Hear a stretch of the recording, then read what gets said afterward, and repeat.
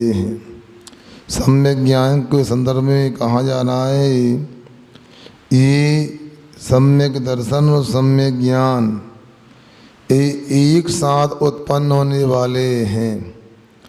ये जो यहाँ कहा जा रहा है जैसे प्रकाश और दीपक एक साथ उत्पन्न होता है, फिर भी दीपक कारण है और प्रकाश कार्य है। उसी प्रकार सम्यक दर्शन कारण है और सम्यक ज्ञान कार्य है। संसार में सब जगह कारण और कार्य व्यवस्था दिखाई देती है। आप लोग जानते हैं गर्मी का समय होता है, प्यास लगती है। प्यास लगने पर जल की आवश्यकता होती है। जल को ठंडा रखने के लिए मटके की आवश्यकता होती है और मटके के लिए मिट्टी की आवश्यकता होती है। मटका बनाने के लिए चाक की आवश्यकता होती है। मटका बनाने के लिए डंडे की आवश्यकता होती है। मटका बनाने के लिए कुंभकार की आवश्यकता होती है। मटका बनाने के लिए कुंभकार के योग उपयोग की आवश्यकता होती है, अर्थात उसके दिमाग की आवश्यकता होती है, उसके हाथों की आवश्यकता होती है, तब जाकर के एक मटका रूप कार्य होता है। इतने सारे कारण होते एक मटका रूप कार्य होता है। अब अपने को ये विचार करना है कि सब जगह कारणकारी व्यवस्था होती है तो मोक्ष मार्ग में क्यों नहीं होगी। अब आप लोगों से मैं पूछता हूँ, ये नए नए बच्चे आए, बच्चों तुम दुखी होना चाहते कि सुखी होना चाहते हो? बोलो ना, आवाज़ नहीं आ रही, बोलते नहीं है तुम लोग। बोलो, सुखी होना चाहते कि दुखी होना चाहते हो? हैं? ये मामा ही बोलेंगे, भांजे नहीं बोलेंगे का? हम भांजों से पूछ रहे हैं। सुखी होना चाहते हैं तो सुख कहाँ मिलता है? नाश्ते में, दूध पीने में, भोजन करने में, कपड़े पहनने में, कहीं सोने में, गाड़ी चलाने में, टीवी देखने में, मोबाइल चलाने में। आखिर सुख मिलता कहाँ है? बहुत अच्छा लगा, कहाँ से आया है? अच्छा, करेली, नाम करेली है, गुड़ मिलता, मीठी है होगा। अब सुनो, अब ये बच्चा कह रहा है सुख तो मोक्ष में मिलता है। मोक्ष कहाँ मिलता है? अपने आत्मा में मिलता है। कहाँ मिलता है? आत्मा में मोक्ष मिलता है। अब आप मोक्ष चाहते तो मोक्ष का कारण क्या है? बोलो, मोक्ष का कारण क्या है? धर्म है। धर्म करने से मोक्ष मिलता है। तो धर्म कौन सी चिड़िया का नाम है? चिड़िया का नाम नहीं, सम्यक दर्शन ज्ञान चारित्राणि मोक्ष मार्गा। सम्यक दर्शन, सम्यक ज्ञान और सम्यक चारित्र ये मोक्ष का रास्ता है, ऐसा उमा स्वामी महाराज कह रहे हैं। ऐसा ही परम पूज्य समध्व स्वामी जी ने भी कहा है। क्या कहते? सदृष्ट ज्ञान वृत्तानि धर्मेश्वरा विदु यदि प्रत्यगानि भवति पद्धति। क्या सुना? यहाँ कहा गया है सम्यक दर्शन, सम्यक ज्ञान और सम्यक चारित्र ये धर्म है। ऐसा तीर्थंकर भगवंतों ने, जिनेश्वरों ने बतलाया है। इसके विपरीत मिथ्या दर्शन, मिथ्या ज्ञान और मिथ्या चारित्र ये संसार का रास्ता है। भव पद्धति भवंती, संसार की पद्धति है। अब अपने को सोचना है, यदि सुख चाहते हो ईमानदारी से, यदि मोक्ष चाहते हो ईमानदारी से, तो मोक्ष का रास्ता भी समझ में आना चाहिए। तो यहाँ पर ये बता रहे हैं मोक्ष मार्ग में सम्यक दर्शन, सम्यक ज्ञान और सम्यक तीनों होते हैं। मगर सम्यक दर्शन, सम्यक ज्ञान के लिए कारण हैं। अब आगे यहाँ पर 35 नंबर का श्लोक पढ़ते हैं, 22 नंबर का पृष्ठ शास्त्र में खोलिए। आगे इसी सम्यक ज्ञान की और विवेचना की जा रही है। कर्तव्यो कर्तव्यो ध्यवसाया ध्यवसाया सदनेकांतात्मकेषु सदनेकांतात्मकेषु सदनेकांतात्मकेषु तत्वेषु तत्वेषु संशय संशय विपर्या विपर्यानद विपर्यानद विपर्यानद ध्यवसाय ध्यवसाय विविक्त विविक्त मात्मरूपम मात्मरूपम तत् तत् कर्तव्यो ध्यवसाया कर्तव्यो ध्यवसाया सदनेकांतकेषु तत्वेषु सदनेकांतात्मकेषु तत्वेषु संशय विपर्यानद ध्यवसाय वियुक्त मात्मरूपं तत् ध्यवसाय वियुक्त मात्मरूपं तत् कर्तव्यो ध्यवसाया सदनेकांतात्मकेषु तत्वेषु संशय विपर्यानद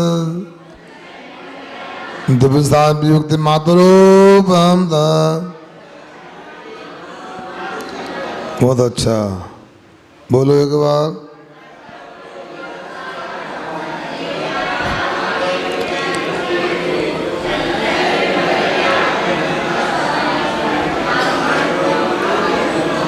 अब देखिए यहाँ पर बता रहे हैं, सद अनेकात्मकेषु तत्वेषु अध्यवसाया कर्तव्या।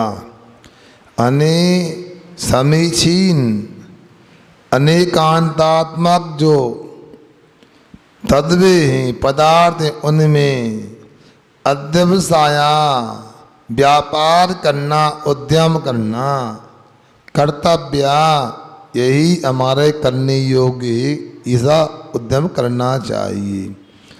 भाई उद्यम क्या? तद भाई सम्यक ज्ञान, भाई सम्यक ज्ञान होता है जो कि संशय विपर्य अध्यवसाय विविक्तम, संशय से विपर्य ने विपरीतता से और अनध्यवसाय से रिक्त होता, रहित तो होता है।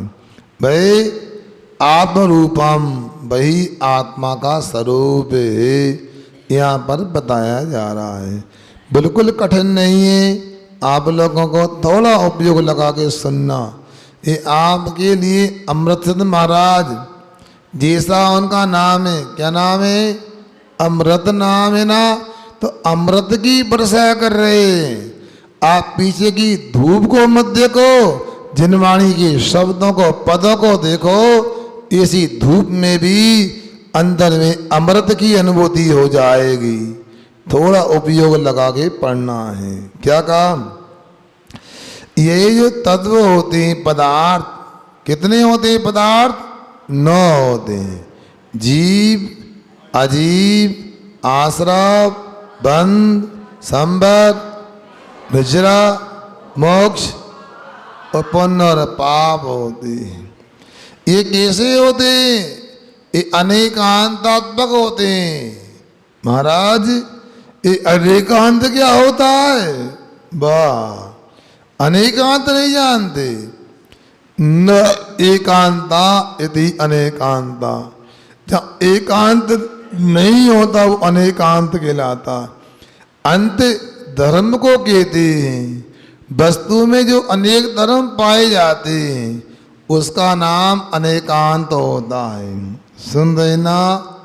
अनेक विरोधी धर्मों को निषेध नहीं करते हुए भाई वस्तु को स्वीकार करना, ये अनेकांत कहलाता है। कि स्यादबाद शब्द भी आपने सुना होगा। स्यादबाद क्या होता है? अनेकांत को कहने की पद्धति, अनेकांतात्मक वस्तु को कहने की, कथन करने की पद्धति का नाम स्यादबाद होता है। पूजन पढ़ते रहते हैं आप लोग, मैं सुनता हूँ, स्वादबाद नहीं होता है? बोलो, स्वादबाद नहीं, स्यादबाद। स्याद आने किसी अपेक्षा से, बाद आने कथन, यानी किसी अपेक्षा से कथन करना, ये स्यादबाद है। और आप लोग बैठे हैं, बोलो आप कौन बैठे हैं यहाँ पर? मामा हैं कि भांजे हैं कि पिताजी हैं कि बेटा हैं कि चाचा हैं कि भतीजे हैं? बताओ कौन हो? हैं? नहीं, जीव में ये क्या इतने शब्दों का प्रयोग किया, इतने धर्मों को बतलाया, ये धर्म आप में मौजूद है क्या? नहीं। तो इसी का ना अनेकांत, हम और आप भी अनेकांतात्मक है। कैसे है? क्यों है? हम भी तो एक तत्व हैं, एक पदार्थ हैं, तो हम में भी स्वाभाविक है ये होना चाहिए। होता है कि नहीं होता? अब भांजा कहता मामा जी, भतीजा कहता है, बोलो ना, अंकल नहीं बोलिए ना, गुस्सा आ जाए, चाचा जी, और बेटा कहता है पिताजी, सुन रहे ना, और चाचा कहते हैं भतीजे जी, और मामा कहते हैं भांजे जी, सुन रहे ना, और पिताजी कहते हैं बेटा जी। अब एक व्यक्ति में ये विरोधी धर्म कैसे? चाचा हो तो भतीजा नहीं होना चाहिए, भतीजा है तो चाचा नहीं होना चाहिए, पिता है तो पुत्र नहीं होना चाहिए, और पुत्र है तो पिता नहीं होना चाहिए। मगर सब स्वीकार हैं, इसी का नाम अनेकांत है। और अनेकांत कोई चिड़िया का नाम नहीं, अपने पास भी है। आप बताओ, यहाँ बैठे हो, आप पागल हो कि समझदार? एकांत नहीं बोला करो, बोलना तो पागल भी हैं, समझदार भी हैं। सुना, जब महाराज जब देने की बात आती है तो पागल हो जाते, हम कुछ नहीं जानते, पिताजी से पूछे, मम्मी से पूछे। जब लेने की बात आती है, ला, अरे 2 महीना का ब्याज और दो, 1 साल 2 महीना हो गए, बताओ हैं? तुम जुलाई में ले गए थे, अब जुलाई अगस्त 2 महीना का ब्याज, 1 तारीख सितंबर है, अब समझदार हो गए। तो ये अनेकांत हुआ कि नहीं है? आप अपने काम में कभी पागल ही बन जाते हैं, कभी समझदार बन जाते हैं, ऐसा होता है। अब देखो, तो ऐसे ही दुनिया में जितनी वस्तुएं सब अनेकांतात्मक होती हैं, और उनको जिनवाणी में स्यादबाद शैली से बताया है। ये स्यादबाद जानते हैं, एक सप्तभंगी होता है, मतलब 7 भंग होते हैं। कितने होते हैं? हाँ, स्याद अस्ति, स्याद नास्ति, स्याद अवक्तव्य, स्याद अस्ति नास्ति अवक्तव्य, स्याद क्या हुआ? फिर क्या हुआ? स्याद अस्ति नास्ति, स्याद अस्ति अवक्तव्य, स्याद नास्ति अवक्तव्य, और स्याद अस्ति नास्ति अवक्तव्य। ऐसे ये 7 भंग होते हैं। अब देखना, क्या सुन रहे कि सो गए? बहुत लोग सो गए, आप ही जगे हो जितने यहाँ पे हो। अब मैं पूछता हूँ, सुजल बताओ, आप हैं क्या? नहीं, मैं अटेंडेंस ले लेता हूँ, बोलो, है ना? अच्छा, आप इंदौर में है क्या? नहीं, इटारसी में है इंदौर में। अब देखो, इटारसी की अपेक्षा से क्या हो गया? मैं हूँ, और इंदौर की अपेक्षा से नहीं हूँ। अब तीसरा, स्याद अवक्तव्य, मैं हूँ तो कह नहीं सकता हूँ, किस रूप में हूँ। स्याद अस्ति नास्ति, मैं हूँ भी और नहीं भी हूँ। यहाँ की अपेक्षा से हूँ और इंदौर की अपेक्षा से नहीं हूँ। फिर अस्ति नास्ति, स्यात् अस्ति अवक्ता, मैं हूं पर कह नहीं सकता हूं कब तक हूं।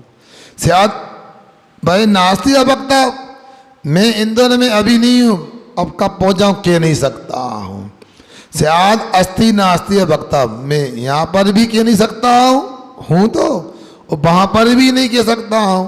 ये 7 प्रकार के भंग बन जाते हैं, इसको बोलते हैं भाई सप्तभंगी होता है। इसके माध्यम से ही वस्तु व्यवस्था बनती है। अच्छा ये बताओ, आप लोग जी रहे कि मर रहे? अरविंद गोयल जी, आप जी रहे कि मर रहे हैं? बोलो, जोर से बोलो। हैं? मर नहीं रहे? ये गलत बात। अरे अनेकांत को समझो, स्यात् बात शैली को समझो। अरे मैं यदि देखा जाए तो यदि व्यंजन पर्याय की अपेक्षा से देखूं अथवा द्रव्य की अपेक्षा से देखूं तो मैं जीवन जी रहा हूं, मगर अर्थ पर्याय की अपेक्षा से देखूं, सूक्ष्म पर्याय की दृष्टि से मैं मर रहा हूं।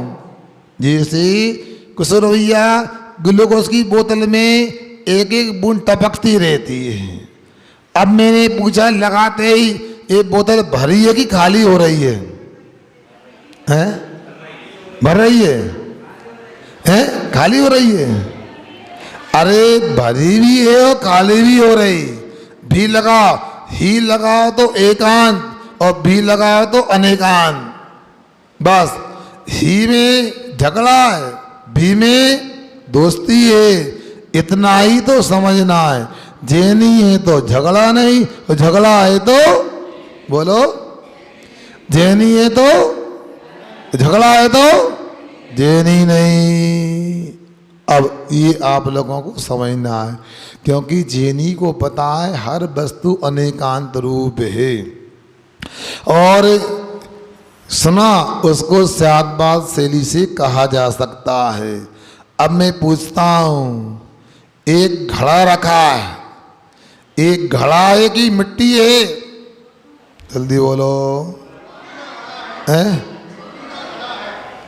अरे मैं पूछ रहा हूं, घड़ा है कि मिट्टी है? अरे फिर, अरे मैं द्रव्य की अपेक्षा से घड़ा मिट्टी है क्या? मैं कहता हूं द्रव्य की अपेक्षा से, या द्रव्यार्थिक नहीं की अपेक्षा देखूंगा कहूंगा तो क्या है? मिट्टी है। और पर्यार्थिक नहीं की अपेक्षा से पर्याय की दृष्टि में घड़ा है क्या? पर्याय को देखोगी, अवस्था को देखोगी तो घड़ा है, और द्रव्य को देखो तो बोलो पहले भी मिट्टी था, आज भी मिट्टी है, कल भी मिट्टी रहेगा। ये त्रिकालिक व्यवस्था है, इसलिए हम हर जगह ये लगा सकते हैं कि आप कैसे हैं। पता ये भैया बैठे हैं, ये कुर्ता वाले कि चश्मा वाले हो? ये चश्मा वाले भी हैं कि आंख में चश्मा लगा इन्हें, हाँ, और ये कुर्ता पहने से कुर्ता वाले भी हैं। अब कोई कुर्ता वाले इधर आओ, अरे तुम पागल हो गए, वो तो चश्मा वाला है, ये चश्मा वाले इधर आओ, कुर्ता वाला नहीं बोल सकते। ये अनेकांत है, स्यात् बात शैली से घटाना चाहिए। यदि कोई आपको अपशब्द बोल दे, आपको पागल बोले, आपको मूर्ख बोले, अज्ञानी बोले, आपको बिल्कुल बुरा नहीं मानना, क्योंकि केवल ज्ञानी की तुलना में मैं अज्ञानी हूँ, मैं पागल हूँ। क्योंकि पागल हूँ इसलिए तो भगवान का रूप नहीं हूँ। ये कपड़े पहनने वाले कौन? पागल। ये गाड़ियों में घूमने वाले पागल, ये नोट गिनने वाले पागल, सुन रहे ना, दुकान खोलने में दुकान पागल। आपको ये कौन है घर का त्याग करने? ये पागल। क्योंकि जगत कहे भगत अंधा, भगत कहे जगत अंधा।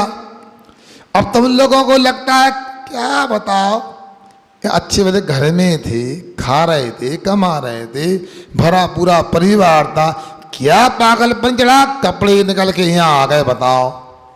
तो हमको लगता क्या पागल है बताओ? दिन भर गधे की तरह लगे रहते हैं, खाने को समय से एक बार भोजन नहीं मिलता। बता, दोनों हाथ से कमाते हैं और एक हाथ से भी समय से नहीं खा पाते। बताओ है क्या नहीं? बताओ, मुनि महाराज होते हैं, कितने हाथ से खाते हैं और कितने हाथ से कमाते हैं? बोलो ना। अच्छा, आप लोग कितने हाथ से काम करते हो और कितने हाथ से खाते हो? वो भी पता नहीं, ठिकाने मिला नहीं मिला पता नहीं, कम पड़ जाता है वो भी कई बार। माता बहने तो हमेशा लगभग क्या करती हैं, बस तवेली खरोच के खा लेती है। बता, कहीं नमक से खा लेते, उनका यही होता। अब कभी कभी ऐसा करो, 2 रोटी कल की रखी, 2 हाथ की निकाल लो, चलो अलग से क्या बना है? ये क्या है?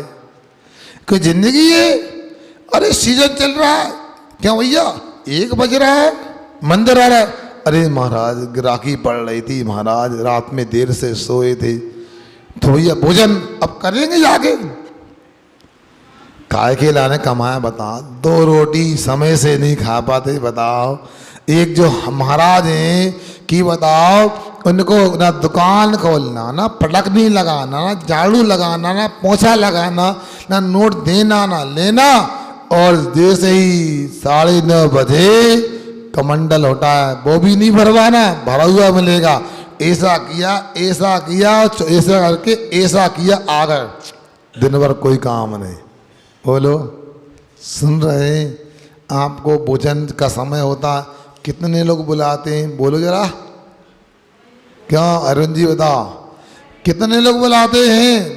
अजाओ भोजन हो गया। और महाराज बन जाओ तो कितने लोग बुलाएंगे?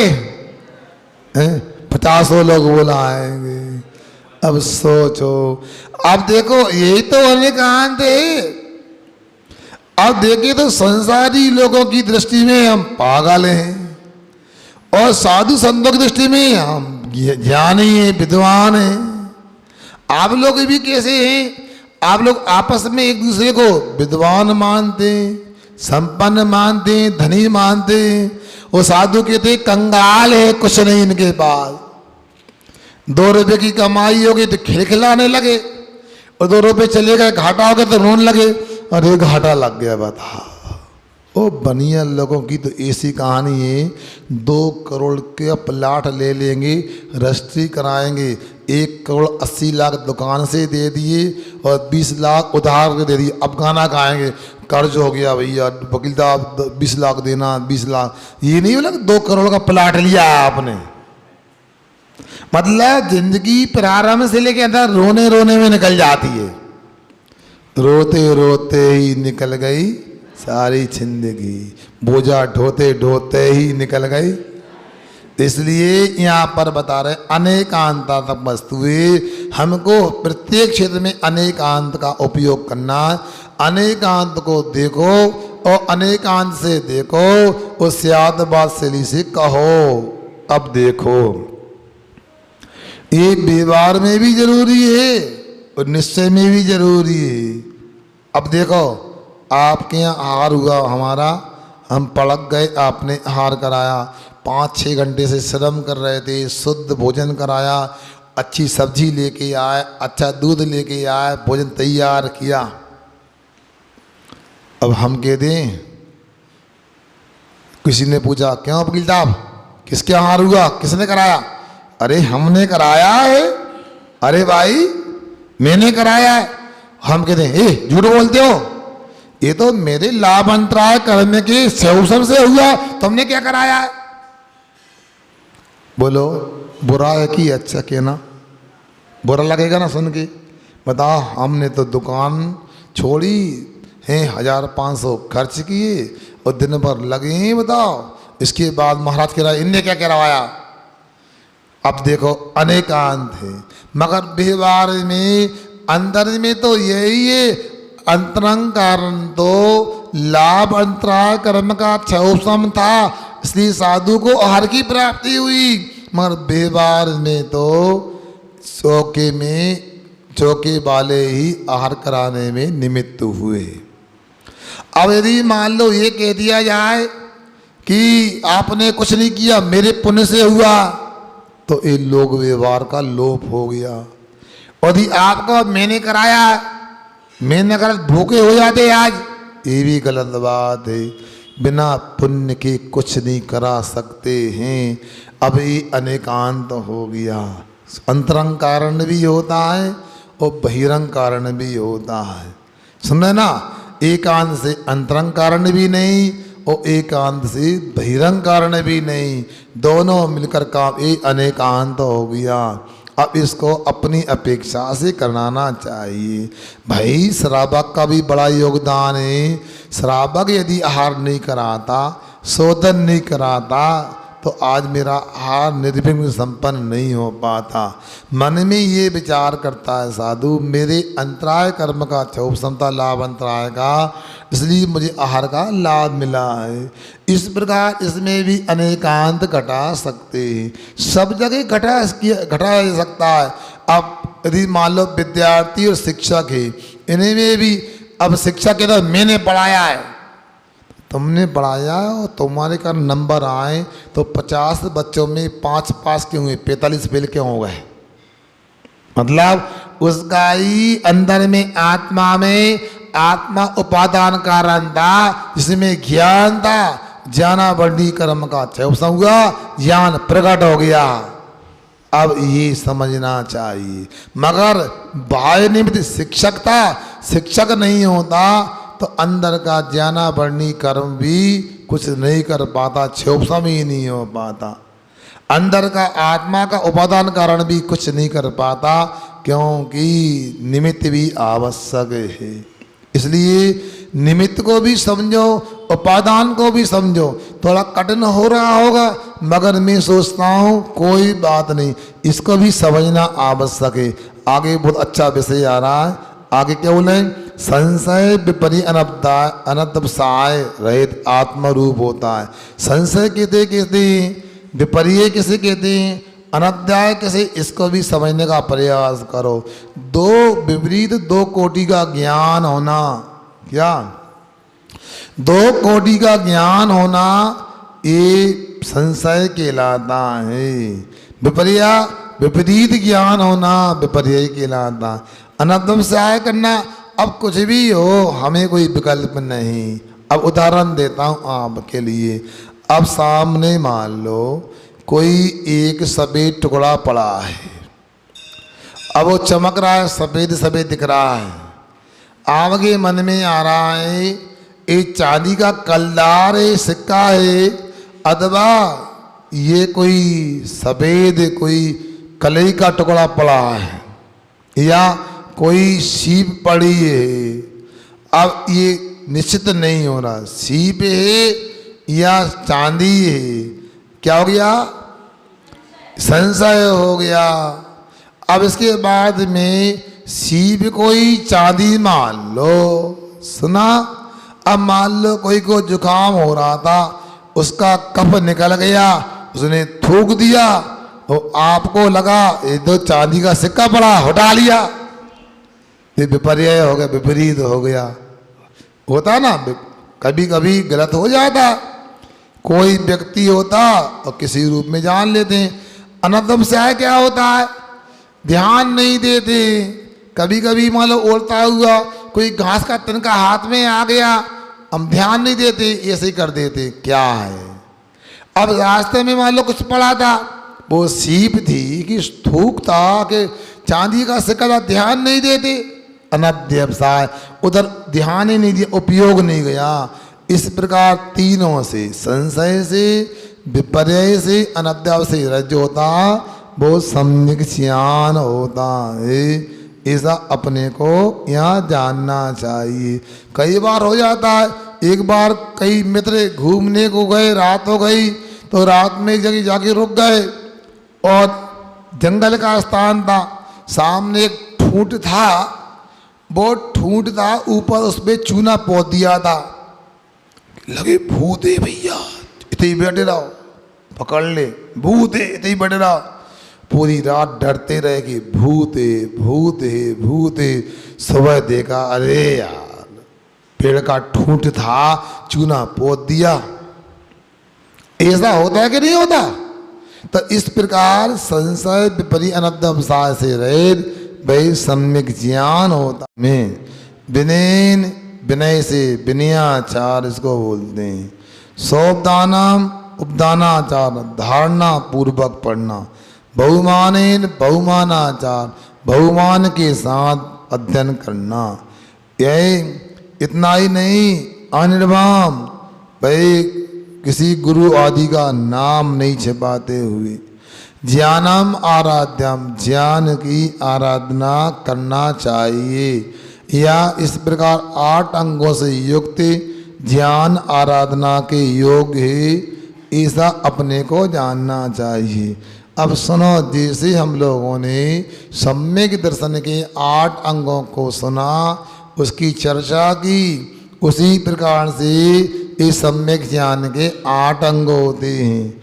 उस समय चर्चा में यही भी आया था, शरीर में जैसे एक अंग नहीं होता है तो विकलांग कहलाता है, और वो अच्छे कामों में उसको पात्रता नहीं होती है।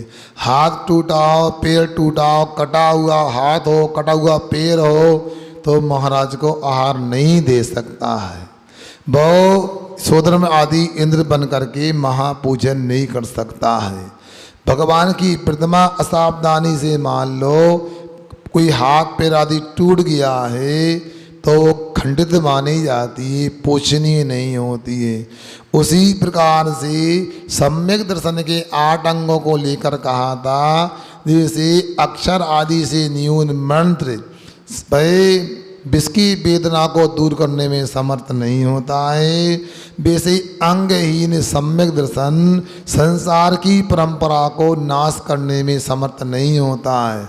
अब यहाँ पर सम्यक ज्ञान की चर्चा हो रही है, तो सम्यक दर्शन की तरह ये 8 अंग सम्यक दर्शन के भी होते हैं, इनको भी याद रखना चाहिए।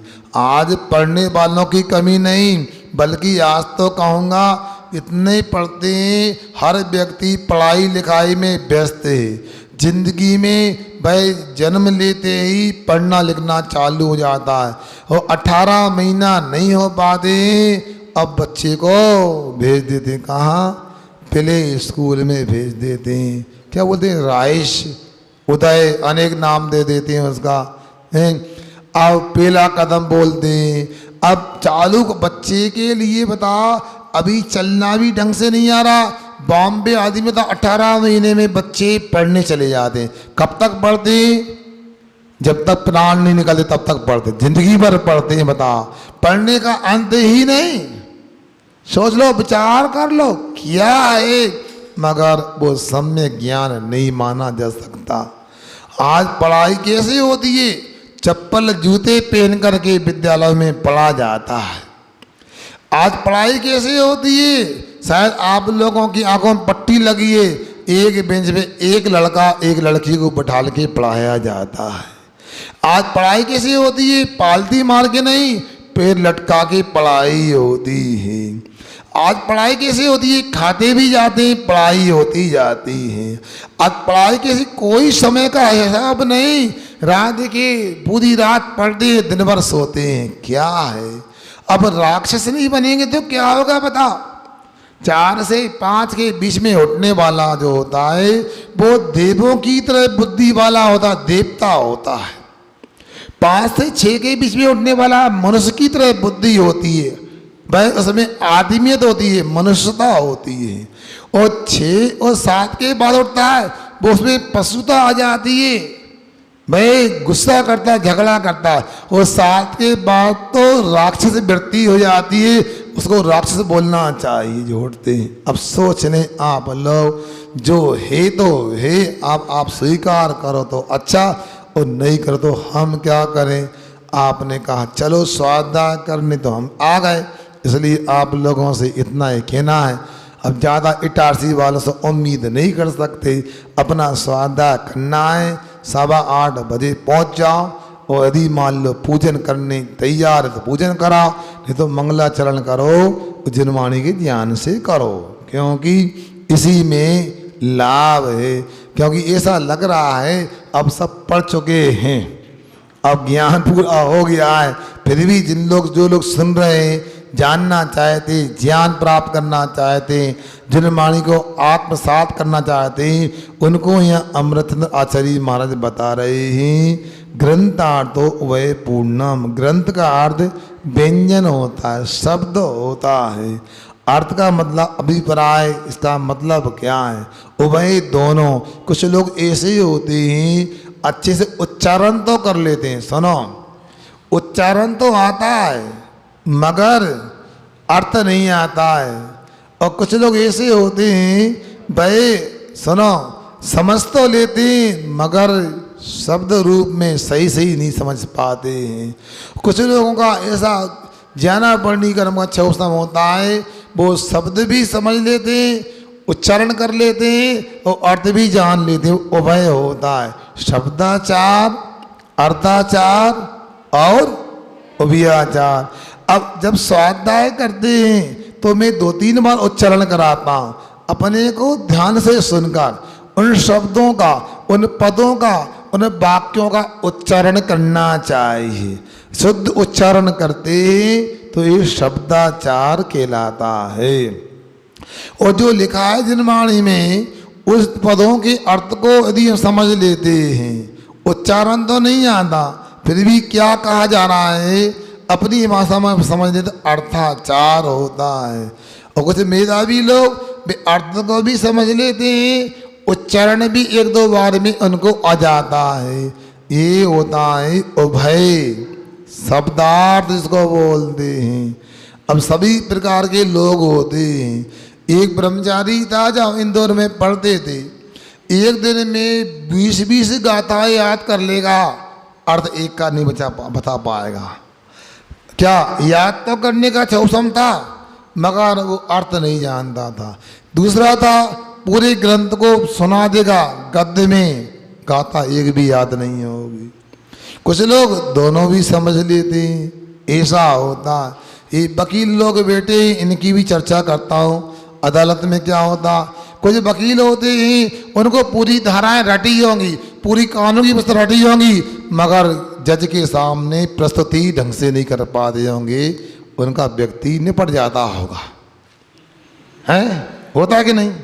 और कुछ वकील ऐसे होते हैं उनको ज़्यादा कानून की बातें नहीं आती, उन्होंने ये युक्ति दी, ऐसा उन्होंने बताया कि अबाक हो गया कौन, जज, कि नहीं जो इन्होंने कहा वो ही सही है। क्यों वकील साहब, होता है कि नहीं। और वकील का काम तो युक्ति से ही चलता है, क्योंकि कानून की पुस्तक तो सबके हाथ में होती है। एक जिला सत्र न्यायाधीश को जैन थे, बिहार कर रहे थे, नेमावर की ओर जा रहे थे। हम बताओ, वो धार जिले के वो जज थे। अब उनसे मैंने पूछा रास्ते में, मैं जज साहब ये बताओ, एक भारत का संविधान है, सब वकील LLB करके वकीलात करते हैं, सबको एक सा कानून का ज्ञान है, सबको एक सी धारा है, तो ऐसा कैसे कर देते हैं हम, एक को जीता देते एक को हरा देते। उन्होंने कहा महाराज कानून की पुस्तक नहीं, सामने वालों के चेहरों को देख करके, हाव भाव को देख करके, उनकी प्रस्तुति को देखकर हम समझते हैं कौन सही और कौन गलत है।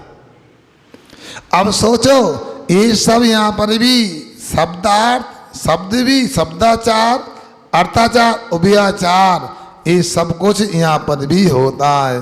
थोड़ा आपके रसोई घर में भी चलता हूँ। अब चौके में क्या होता है, अब कुछ माता बहनें होती हैं, उन्होंने MHSC किया है, मतलब मास्टर ऑफ होम साइंस किया है। अब पुरानी दादियाँ होती हैं, वे अंगूठा लगाना ही नहीं जानती, कहाँ लगाना है बताना पड़ता है। अब पता लगा कि भोजन बनाना है तो उनसे पूछे, वो बता नहीं पाएंगे कैसा क्या होता है, बस कितने ग्राम नमक, कितने ग्राम आटा, उन्हें तो पता, ऐसा लिया बन गया उनका। ये होता है क्या, अर्थाचार। और जो उन्होंने पुस्तकी ज्ञान है वो कहेंगे 990 ग्राम उसमें आटा, 10 ग्राम नमक, उसमें 200 ग्राम पानी। अब ऐसा तो तराजू लेके तोलोगे तो ये भी गड़बड़ हो गया। तो शब्दाचार भी अकेला ठीक नहीं और अर्थाचार भी अकेला ठीक नहीं, दोनों हो तो सर्वोत्तम होते हैं। इसलिए यहाँ पर तीनों प्रकार की बात है। कुछ शब्दों को उच्चारण जानते हैं, शब्दों को पढ़ना जानते हैं, कुछ लोग अर्थ को जानते हैं। अब पशु होते हैं और मनुष्य होते हैं। मनुष्यों का पूरा व्यवहार शब्दों से चला करता है और पशुओं का शब्दों से नहीं चलता, मगर उनको पूरी भाव वासना होती है। यहाँ तक कि पंचम गुणस्थान तक त्रिंचों में होता है, पशु पक्षियों में होता है। अब देखो रामायण में जब सीता जी का हरण कर रहा था, करके ले जा रहा था कौन? रावण। तो उस समय विमान में रावण से किसने युद्ध किया? सबसे पहले जटायु पक्षी ने किया। कौन था?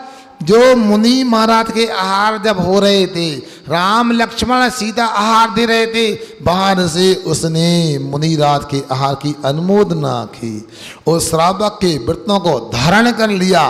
पंचम गुणस्थान में श्रावक हो गया और सीता मैया उसको पुत्र की तरह पालन करती थी। और जे हरण करके गया, उसने कहा ऐसा कैसे? उसने बार बार चोंच से हमला किया रावण के ऊपर। अंत में रावण दुष्ट ने तलवार से उसको मार गिराया। मगर देखो उस जटायु पक्षी के पास अर्थाचार था, शब्दाचार भले ही नहीं था, वो शब्दों से आवाज नहीं लगा रहा था, मगर वो छेछे तो कर रहा था। तो इस प्रकार से शब्दाचार, अर्थाचार, उभयाचार तीनों आवश्यक हैं। इसके बाद में काल है, उचित काल में स्वाध्याय करना चाहिए। कभी भी करते रहते हैं। आजकल के ज़माने में तो पूरा उल्टा ही हो गया। बच्चे रात में पढ़ते हैं और दिन में सोते हैं। आज के नौकरी करने वाले रात में नौकरी करते हैं, दिन में सोते हैं। अब मैं क्या कहूँ हमसे, उल्लू कहूँ तो बुरा लग जाएगा, मगर काम तो उल्लू की तरह ही होते हैं। जबकि सूर्य प्रकाश में काम होना चाहिए और रात्रि में विश्राम होना चाहिए। भोजन आदि में भी ये चलता है। दिन में अच्छा भूख नहीं लगती, बैठे रहते, जब रात हो जाएगी, अच्छा अंधेरा हो जाएगा, तब भोजन करना चाहते हैं। कई लोग तो ऐसे तो दिन में त्याग करने को तैयार हो जाए, रात का त्याग नहीं बनेगा उनका। एक काल का उल्लंघन है। और याद रखना सुधीर भैया, कालाचार का पालन नहीं करोगे तो शरीर में भी व्याधियां उत्पन्न होंगी, मन भी अशांत होगा। जो समय जिसका कहा है वैसा काम करना चाहिए। सूर्य उदय के पहले उठो, भगवान को याद करो, फिर स्नान आदि के बाद भगवान के मंदिर में जाओ, स्वाध्याय करो, पूजन करो, गुरु को आहार दो, फिर आहार करोगे। आहार के माध्यम से स्वास्थ्य भी मिलेगा आपको और शक्ति भी प्राप्त होगी। ये अपनी विनय की बात होती है। अब आपको सोचना विचार करना है कि क्या काल ही पूरा खराब हो गया, अब मैं कालाचार की बात और क्या क्या करूं? अन्य क्षेत्र में भी घटित हो सकती है। यद्यपि स्वाध्याय का काल है, कुछ सिद्धांत ग्रंथ होते हैं, सठखंडागम जी हैं, कसाय पावड़े, इनको पर्व के दिनों में अष्टमी चतुर्थी को नहीं पढ़ा जाता है। अमावस्या को पढ़ने की मनाही है। ग्रहण लगता है तब नहीं पढ़ते, राजा का मरण हो तब नहीं पढ़ते हैं, सामायिक का काल तब नहीं पढ़ा जाता है। एक कालाचार माना जाता है। मगर हम लोगों की बड़ी दिशा है, आप लोग ग्रस्त हो, आपके बच्चे हैं और आप लोग कई बार एक कालाचार का पालन नहीं करते। कानून में क्या नियम है बताओ? बच्चे की उम्र कितनी होना चाहिए विवाह की? बोलो वकील लोगों। बच्चे की 21, बच्चे की। फिर काल का उल्लंघन होने से ही अनेक विपरीत बातें होती हैं। काल का उल्लंघन करने से ही नाक कटती है, काल का उल्लंघन करने से ही खानदान का मुख काला होता है। आप समय से ध्यान रखें, ऐसा थोड़ी होता। पहले समय में सोचो क्या था, आज क्या हो गया। कहते हैं जब सिर पे पड़ती है तो सब अकल आ जाती है। अब सिर पे पड़ती नहीं है, 35 साल में ही बच्चा होता है, 35 साल का भी बच्ची कहलाती है। आप लोगों को सोचना चाहिए विज्ञान क्या बोलती है, क्या व्यवस्था है। एक कालाचार विनय विनयाचार समझो। क्या होता है विनयाचार? अपने को मन वचन काय की शुद्धता के साथ स्वाध्याय करना। ऐसा थोड़ी कि अपन लोग शौचालय से आए और ढंग से हाथ धोए नहीं और जिनमाणी को पकड़ लिया है। कई बार देखते हैं मुंह में उंगली दे देते हैं, नाक कान में उंगली देते हैं, जिनमाणी छू लेते हैं। आपकी विनय कैसी है? अभी मैं आपसे कहूँ भोजन की शुद्धि भी नहीं आती आपको। आप देखना भोजन करते हैं, अब थाली लग गई, दोनों हाथ से खाते हैं। ये नमकीन रख दिया, पापड़ रख दिया, सब्जी रख, अब खा रहा है। एक हाथ से सामान रख रहा है, एक हाथ से खा रहा है। कभी पानी गिलास का इससे पी लिया, कभी इससे पी लिया। अब आपने क्या किया? जग कभी सकरे हाथ से छू लिया और गिलास भी छू लिए। अब पूरी थाली भी सकरी झूठी हो गई, गिलास भी झूठा, जग भी झूठा हो गया। अब शुद्धि कैसे करोगे? झूठा ही मुंह खिलाएगा, झूठे हाथ खिलाएंगे तो कैसा? ये भी सिखाना पड़ेगा। शिविर में यही तो मैं बोल रहा हूँ। अब तो समय निकल गया है, मगर मैं ये कह रहा हूँ आपको अभी ये भी सिखाना, हाउ टू ईट, कैसे खाएं। अब देखो ये थाली रखी है, गिलास कहाँ रखना है? बाईं तरफ रखना है कि दाईं तरफ थाली के? बोलो। जग को कहाँ रख, गिलास को कहाँ रखना है? बाएं तरफ रखना है। जग को कहाँ रखना है? दाएं रखना है। और रोटी का बाएं रख, जग को बाएं रखना है और गिलास को भी बाएं रखना है। तो पहले मीटिंग कर लो आपस में, कोई बायां कोई दायां, बताओ ये क्या है? आशीर्वाद दे रहा कि क्या कर रहा है? बताओ। दाएं तरफ रखना है गिलास को और जग को बाएं तरफ रखना। अच्छा, रोटी कौन से हाथ से खाना? दाएं से खाना है। मगर ईमानदारी से क्या करते हो बताओ? दोनों हाथ चलते हैं, हल्ला ना करियो। अब देखो सुनो, मैं बताता हूँ आपको, ये बातें तो आपकी मैंने ले ली, सुनो आपकी तय ले ली। अब मैं सुनाता हूँ। थाली में पहले कह दो कि भैया रोटी की गिलास बना के रख दो और एक एक गिलास उठा के सब्जी दाल से खाते जाओ। बाएं हाथ को बिल्कुल नहीं डिस्टर्ब करना, बिल्कुल थाली को भी स्पर्श न करे, बाएं हाथ गिलास को भी ना करे स्पर्श। अब इसके बाद में आप भोजन कर रहे हैं आप, अब मान लो रोटी यदि सामने तोड़ के नहीं दी तो ऐसा कर लो 4 रोटी ले लो। कितनी खाते हो? 2 ही खाते। हाँ, मान लो मैं कमाते रहो दिन भर और 4 रोटी भी नहीं खाता व्यक्ति, बता। अब सुनो, 4 रोटी ले ली तो अपने हाथ से पहले गिलास बना लो, फिर हाथ धो लो। हाथ धो लिए ना, अब एक कैसे करो, दाएं हाथ से भोजन करो।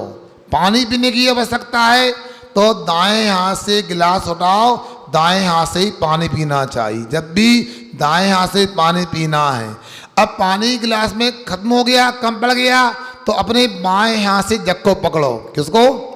बाएं हाथ से जग को पकड़ो, जग का पानी गिलास में लो। सुन रहे ना? पानी पियो, भोजन करो। अंत में जब भोजन पूरा हो जाए, सुन रहे कि सो गए? नहीं, भोजन के बाद नींद आती है ना। भोजन पूरा हो जाए तो इसके बाद में गिलास से इतना पानी पी लो, फिर बाएं हाथ से जग लेकर अंजलि में पानी लो, हाथ धो, अंजलि को धो, फिर धुली अंजलि में फिर एक अंजलि पानी लो, फिर पियो। पीने के बाद में फिर अच्छे से अंजलि को धो लो। धो लिया पूरा, यहाँ से धो लिया, धोने के बाद फिर दोनों हाथ को धो, फिर कायोसर करो। आपका एक आसन का नियम नहीं है, 2 बार खाते हो। कब खाओगे? 5 बजे। कब खाया? 10 बजे। 7 घंटे का भोजन का त्याग, 2 घंटे के जल का भी त्याग, 1 घंटे के लिए चारों प्रकार का आहार का त्याग, जब तक दुकान से लौट के नहीं आएंगे भोजन का त्याग, ऑफिस से नहीं आ भोजन का त्याग, पाप का संबर हो गया। मुनि महाराज यदि 1 बार खाते हैं 23 घंटे का उपवास का फल रोज मिलता है।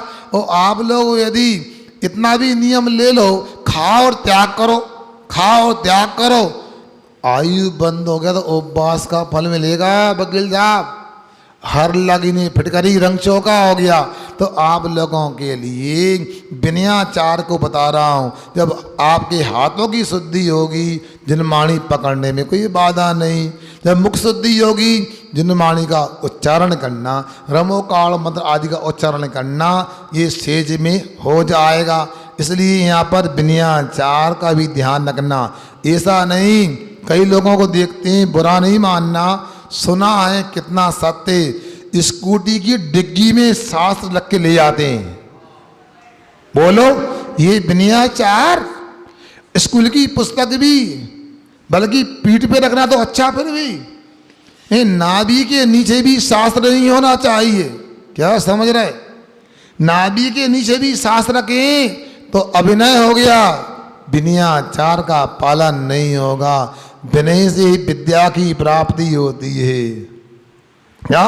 विद्या ददाति विनयम, विनय विद्या को देती है। इसलिए विनयाचार का पालन करना चाहिए। शास्त्र को ले लेते हैं, जिनमाणी उठाए पूजा करने को और पूजन कर रहे हैं, 3 बूंद कटोरी में गई और 2 बूंद जिनमाणी पे गिर गई, कागज गीला हो गया, अब फट जाएगा। पूजन कर रहे हैं, 10 चावल थाली में गए, 3 चावल जिनमाणी में गिर गए, आपने बंद कर दिया, फफूंद लग गई, गीला कागज हो गया, बाइंडिंग टूट गई। ये विनयाचार नहीं कहलाता है। आपको जिनमाणी का उपयोग करना सीखना चाहिए। नाभि से ऊपर बेंच रखो, जिनमाणी बिल्कुल विनय से। पहले समय में तो सुनो, जब बचनिका होती थी तो जहाँ शास्त्र विराजमान है, सावधान, सब टोपी लगाएंगे, टोपी लगाकर बैठते थे और बिल्कुल विनय के साथ करते थे। मगर जितनी विनय का अभाव अब हुआ है, कह नहीं सकते। अरे भाई, आपको पाठ करना है, करो ना, जिनमाणी से करो। मोबाइल चलता रहता है, अपने काम में लगे रहते हैं। शौचालय में भी मोबाइल जाता है, चौके में भी मोबाइल जाता है। ये कई बार चौके में मोबाइल लेके अंदर आते, बड़ा विकल्प आता है। इनका मोबाइल हमेशा चलता है, और शौचालय में भी, स्नान घर में भी, चौके में भी, पूजन में भी। अब अभिषेक करने आए, मोबाइल लेके आए, शुद्ध है मोबाइल। शौचालय ले गए थे तो फिर क्या हुआ? गीला कपड़ा भी नहीं फेरा होगा तुमने। ये विनय नहीं मानी जाती है।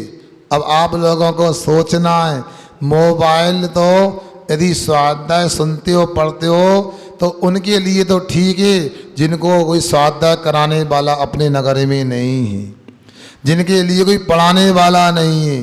कोई पढ़ाने वाला है, स्वाध्याय कराने वाला है, उनको तो जिनमाणी सामने रख के पढ़ना चाहिए। सुन रहे हैं आप लोग? इसलिए विनयाचार, कालाचार के विनयाचार का भी ध्यान रखना चाहिए। एक बार तो मैंने देखा, एक नगर में गया था, नाम लेता हूँ, बंडा की बात है। एक चौके में गया, आधे डब्बे में, वो डब्बा था ट्रांसपेरेंट था, बर्नीस को बोलते हैं, दाल चूड़ा रखा था, नमकीन रखा था, और उसमें ही एक जिनमाणी की पुस्तक रखी थी, दिनचर्या।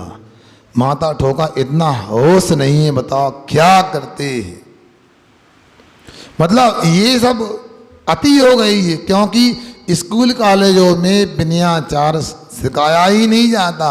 बस संस्कृत पढ़ते तो बस इतना पढ़ते, बस विद्या ददाति विनयम, यह विद्या विनय देती है, और विनय से विद्या की प्राप्ति होती है। मगर आप लोगों को ये सोचना, विचार करना है, विनयाचार के माध्यम से भी क्षोभसम होता है।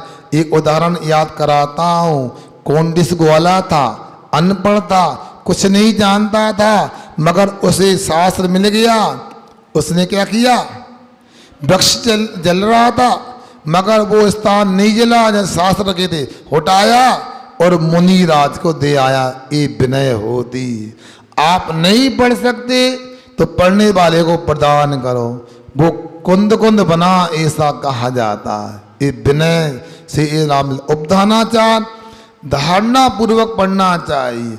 ये पढ़ा रहे तो सामने वाले के शब्दों की ओर ध्यान दो, कान दो, सुनो, क्या उपयोग पूर्वक पढ़ना चाहिए। दूसरा, उपधानाचार का मतलब क्या होता है?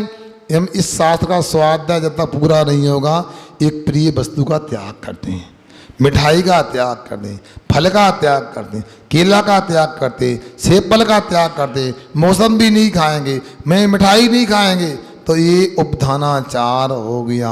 बहुमानाचार, बहुमान होना चाहिए। औभाग जो कुंदकुंद स्वामी ने बतलाई वो आज सुनने को मिल रही। समय हो रहा है, मैं जल्दी पूरा कर रहा हूँ। अब सेठ जी हुक्मचंद जी शास्त्री इंदौर वाले थे और जब वो व्यापारी थे, स्वाध्याय नहीं करते थे। पंकज भाई आपकी तरह व्यापारी थे। वो यदि पूना के सरापे में जाएंगे तो पूरी दुकान की चांदी सोना खरीद लेंगे, तुलवा लेंगे। और यदि वो कपास के मंडी में गए पूरा कपास ले लेंगे और भाव बढ़ जाएंगे, उन्हीं को लौटाए आए कमीशन ले आएंगे। मान लो क्या 7800 की चांदी ली और 82 वहाँ हो गए, लो भैया 82 400 रुपया लाओ। उनकी चांदी उनसे ले ली, उनको दे दी, 400 भी कमा के आ गए। मगर वो जिरमाणी धर्म में श्रद्धा कैसी थी, उनके यहाँ 8-10 पंडित सिद्धांत शास्त्री उच्च कोटि के हमेशा उनके यहाँ मेहमान गृह में निवास करते थे। धबला का सटकंडा का स्वाध्याय हो रहा था। एक बार सेठ जी जाके बैठ गए तो पंडितों ने पूछा क्यों सेठ जी समझ में आ रहा? हाँ पूरा समझ में आ रहा है। कैसा लग रहा है? आनंद आ रहा। खिलखिला गए, प्रफुल्लित हो गए। वो माथा पकड़ रहे यार, हमको महीनों लग गए, 6-6 घंटे स्वाध्याय करते, हमें समझ में नहीं आता। ये जनमाणी के कई सूत्र सिर के ऊपर निकलते हैं और पंडित जी के ना पूरा समझ में आ रहा। एक पंडित ने पूछा पंडित जी नहीं सेठ जी क्या समझ में आ रहा है? ये समझ में आ रहा है आज तो 2500 वर्ष पहले महावीर भगवान की जो भाषा थी, जो शैली थी, जो जनमाणी थी, आज हमें कलिकाल में सुनने को मिल रही है। तो समझ में आ गया। अच्छा तो आनंद, इससे बढ़ के आनंद की बात क्या है? महावीर भगवान की वाणी हमें सुनने मिल रही। तो उसी प्रकार बहुमानाचार अपने पास होना चाहिए। अंत में अनन्वाचार क्या होता है? जिससे एक अक्षर एक मात्रा का ज्ञान भी मिलता है। जिनसे स्वामी कहते हैं हरिवंश पुराण में, उसको कोई भूल जाता है उससे बड़ा कोई पापी कृतज्ञ नहीं होता। और किसी से एक अक्षर एक मात्रा का ज्ञान मिला है उसको याद रखते हैं, उससे बड़ा कोई धर्मात्मा नहीं होता, कृतज्ञता नहीं होती। कृतमोपकारम साधवा न विस्मरन्ति, किए गए भाई उपकार को साधु लोग भुलाते नहीं। इस प्रकार आप लोगों से हमारा कहना यह है कि स्वाध्याय का लाभ लो और स्वाध्याय आज करोगे, समझ में नहीं भी आएगा तो आज नहीं कल आपको समझ में आएगा। आज जो समय आपने 1 घंटे का दिया है ये आपके ज्ञाना बढ़नी कर्म पे चोट मार रहा है। और एक दिन होगा ज्ञाना बढ़नी कर्म टूट जाएगा, नष्ट हो जाएगा, आप दुनिया के सबसे बड़े ज्ञानी बन जाओगे आप। मगर धीरे धीरे, पुराने जमाने कटर नहीं होते थे, वो मिस्त्री टुक टुक करता था छेनी से पत्थर पे ऐसे, सुना, वो बाद में एक घन मारता था तो बराबर पत्थर टूटता था, कट जाता था। उसी प्रकार 1-1 घंटा रोज स्वाध्याय सुनो, पढ़ने का प्रयास करो, समझने का प्रयास करो। इस जन्म में भी ज्ञान मिलेगा, नहीं मिलेगा अगले जन्म में केवल ज्ञान और सतकेवली बनने का सौभाग्य मिलेगा तुम्हारे लिए। बता मगर उपयोग लगाओ, बहुमान की आवश्यकता है।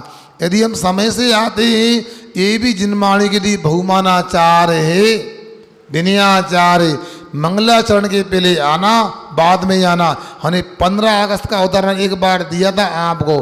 तिरंगा झंडे का आरोहण हो रहा था, झंडा फहरा रहे थे, एक चोर था भाग रहा था, पुलिस पकड़ रही थी, वो खड़ा हो गया, सलामी देने लगा, पुलिस ने पकड़ लिया। जज साहब ने कहा कैसे पकड़ा? उसने बताओ कैसे पकड़ा? उस जज साहब से कहा मैं तो पकड़ में आ नहीं रहा था, चोरी इसलिए की थी, माँ बीमार थी, दवाई की आवश्यकता थी, इन पुलिस वालों ने कैसे पकड़ा? तो उन्होंने कहा तिरंगा की सलामी हो रही थी, राष्ट्रीय गीत हो रहा था, तब मैंने इनको पकड़ लिया। तो चोर कहता है बताओ, राष्ट्रीय गीत और राष्ट्रीय झंडे का अपमान करना बड़ा पाप है कि मैं माँ की दवाई के लिए चोरी करने का वो बड़ा पाप है। न्यायाधीश को समझ में आ गया पाप इसने नहीं किया, इसकी परिस्थिति थी, इन लोगों ने तिरंगा झंडे का राष्ट्रीय गान का अपमान किया, इनको सजा दी जाती है।